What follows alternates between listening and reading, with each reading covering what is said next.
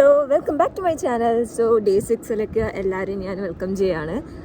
ഇന്നത്തെ video is 2 കാര്യങ്ങൾ നമുക്ക് ചെയ്യാനുണ്ട്. അപ്പോൾ ആ 2 കാര്യങ്ങൾ നിങ്ങൾക്ക് ചെയ്തു തരാം. അങ്ങനെയൊക്കെ ഉണ്ടാവണം വീഡിയോ എടുക്കുമ്പോൾ. അപ്പോൾ 2 കാര്യങ്ങളും കാണിച്ചു തരാനാണ് നമ്മളിന്ന് പോകുന്നത്. ഒന്ന്, കോളേജിൽ പോയിട്ടൊരു ആവശ്യമുണ്ട്. അതല്ലാതെ തന്നെ ബാങ്കിൽ പോകേണ്ട ഒരു കാര്യം കൂടി ഉണ്ട് കേട്ടോ. അപ്പോൾ ഞാൻ വിചാരിച്ചു ബാങ്കിൽ പോയി നമ്മുടെ അക്കൗണ്ട് റിലേറ്റഡ് കാര്യങ്ങളും നമ്മുടെ അക്കൗണ്ട് എങ്ങനെ മെയിൻറ്റെയിൻ ചെയ്യുന്നത്, പിന്നെ ക്രെഡിറ്റ് കാർഡിൻ്റെ കാര്യം, അതൊക്കെ വെച്ചിട്ടൊരു വീഡിയോ, കുറച്ച് ഇൻഫോർമേറ്റീവായിട്ടൊരു വീഡിയോ ചെയ്യാമെന്ന് വിചാരിച്ചു. ഇന്ന് നമ്മൾ ജോലിയൊന്നും ഇല്ല, ഇന്ന് ഫ്രീ ആയതുകൊണ്ട് ഒരു 12 മണി വരെയൊക്കെ കിടന്നുറങ്ങി ഫുഡൊക്കെ കുക്ക് ചെയ്ത് കഴിച്ച് നമ്മൾ നേരെ കോളേജിലോട്ട് പോവുകയാണ്. ഫസ്റ്റ് കോളേജിൽ പോയിട്ട് ചെറിയൊരു കാര്യമുണ്ട്, അത് ഞാൻ നിങ്ങൾക്ക് കാണിച്ചു തരാം. അല്ലാതെ ഞാൻ പറഞ്ഞ പോലെ ബാങ്കിൽ പോയിട്ടുള്ള കാര്യങ്ങളും നമുക്കിന്ന് വീഡിയോയിലുണ്ടാവും. സോ ഗായ്സ്, ആദ്യമായിട്ടാണ് എൻ്റെ ചാനൽ കാണുന്നുണ്ടെങ്കിൽ പ്ലീസ് സബ്സ്ക്രൈബ്, അതുപോലെ തന്നെ ലൈക്ക്, കമൻറ്റ്, ഷെയർ.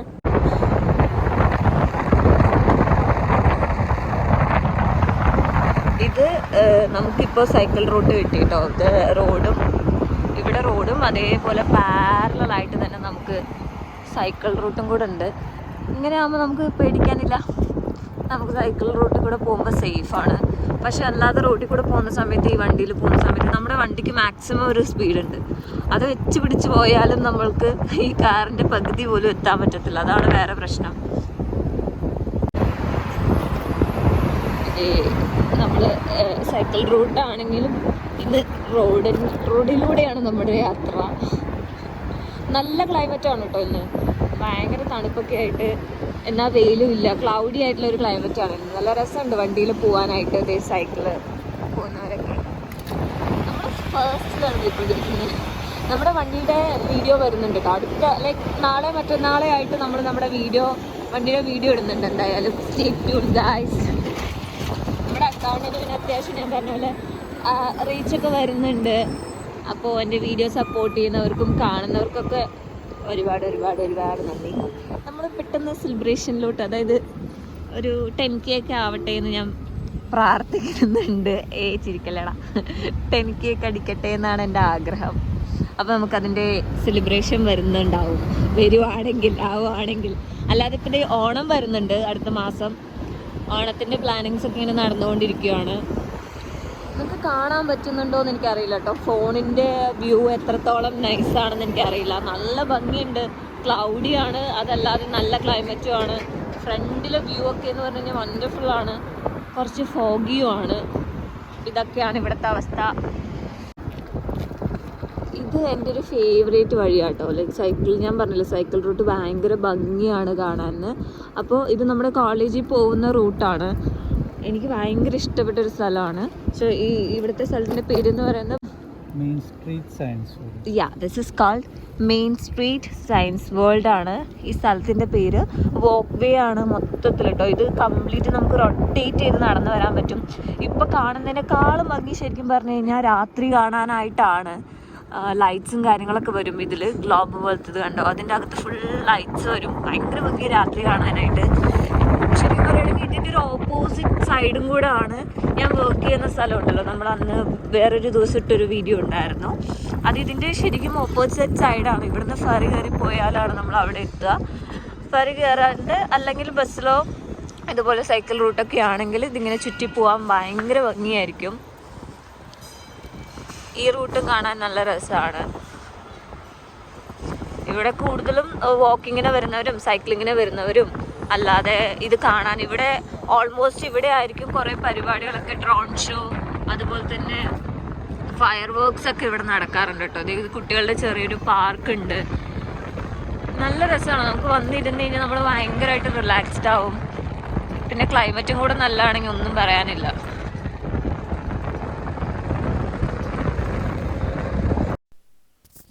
നമ്മൾ ഈ കണ്ടുകൊണ്ടിരിക്കുന്ന വലിയ ബിൽഡിംഗ് ഉണ്ടല്ലോ, അത് നമ്മുടെ സാംസങ്ങിൻ്റെ സ്വന്തം ബിൽഡിങ്ങാണ് കേട്ടോ. സോ അത് സാംസങ്ങിൻ്റെ ഒരു ഓഫീസാണ്. പിന്നെ ഇതൊക്കെ നമ്മൾ കോളേജിലോട്ട് പോകുമ്പോഴുള്ള വഴികളാട്ടോ. നല്ല രസമാണ് കാണാനായിട്ട്. ഇത് സാംസങ്ങിൻ്റെ ഓഫീസ് തന്നെയാണോ എന്ന് എനിക്കൊരു ഡൗട്ട് ഉണ്ടായിരുന്നു.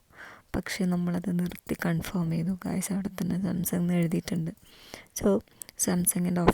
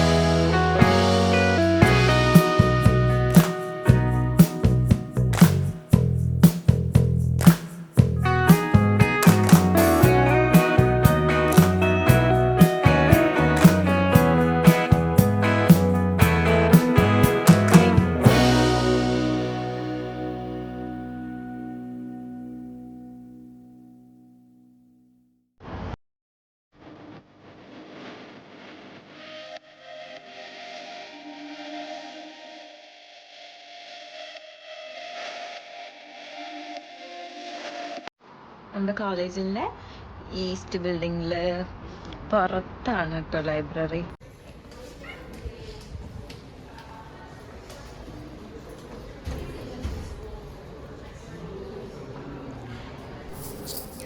സോ നമുക്കൊരു എക്സാം വരുന്നുണ്ട് ഈ ആഴ്ച.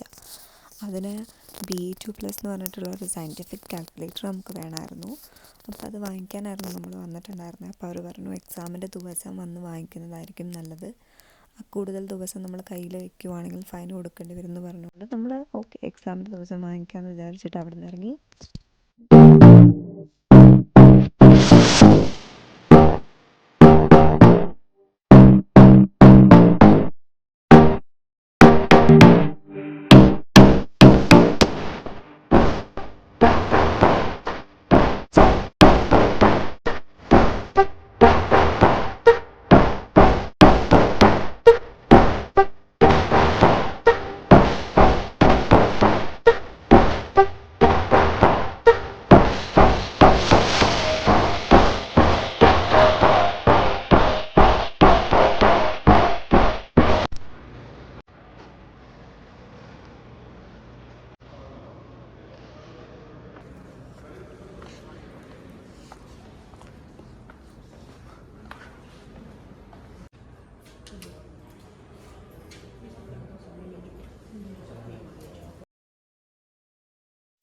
നമ്മൾ ബാങ്കിൽ പോകുമ്പോൾ എപ്പോഴും നമ്മുടെ ഡോക്യുമെൻറ്റ്സ് ഒക്കെ കയ്യിൽ വെക്കുക കേട്ടോ. അതിപ്പോൾ എൻ്റെ അടുത്ത് എൻ്റെ BC-ID, അതുപോലെ തന്നെ ഡെബിറ്റ് കാർഡ്, പിന്നെ ഏതെങ്കിലും വേറൊരു വാലിഡ് ആയിട്ടുള്ള ഒരു ഐഡിയും കൂടെ ചോദിച്ചു.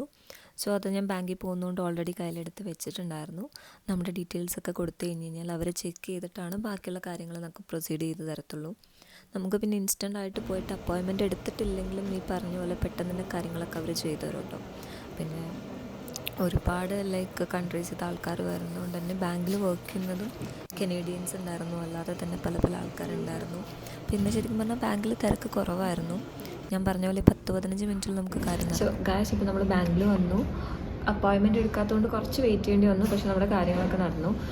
എന്തായിരുന്നു എന്ന് വെച്ച് കഴിഞ്ഞാൽ നമ്മളൊരു അൺനോണായിട്ടൊരു ചെക്ക് ഡെപ്പോസിറ്റ് ചെയ്തിട്ടുണ്ടായിരുന്നു. അപ്പോൾ അതൊരു സ്കാമായിരുന്നു. സോ ഒന്നാമത് കാനഡയിൽ വരുന്നവർ സ്കാം എല്ലാവരും ശ്രദ്ധിക്കുക, കാരണം ഒരുപാട് സ്കാം വരുന്നുണ്ട്. അപ്പോൾ എൻ്റെ അക്കൗണ്ട് അവർ ബ്ലോക്ക് ചെയ്തായിരുന്നു. അപ്പോൾ ഡയറക്റ്റ്ലി വന്ന് കാര്യം പറഞ്ഞ സമയത്ത് ഫസ്റ്റ് ടൈം ആയതുകൊണ്ട് നമ്മൾ ആ എമൗണ്ട് യൂസ് ചെയ്തിട്ടുണ്ടായിരുന്നില്ല. സ്കാൻ ചെയ്ത ചെക്ക് എമൗണ്ട് വന്നെങ്കിലും നമ്മൾ യൂസ് ചെയ്തിട്ടുണ്ടായിരുന്നില്ല. അതുകൊണ്ട് അവർ ആ എമൗണ്ട്, നമുക്ക് നെഗറ്റീവ് ബാലൻസിലായിരുന്നു ഒരു എമൗണ്ട് കിടക്കുന്നുണ്ടായിരുന്നത്, അത് റിമൂവ് ചെയ്തിട്ട് നമ്മുടെ അക്കൗണ്ട് ബ്ലോക്കായിരുന്നു, കാർഡ് ബ്ലോക്കായി കിടക്കുമായിരുന്നു. അത് എഗെയിൻ നമുക്ക് യൂസ് ചെയ്യാൻ പറ്റുന്ന പോലെ ആക്കി തന്നിട്ടുണ്ടായിരുന്നു.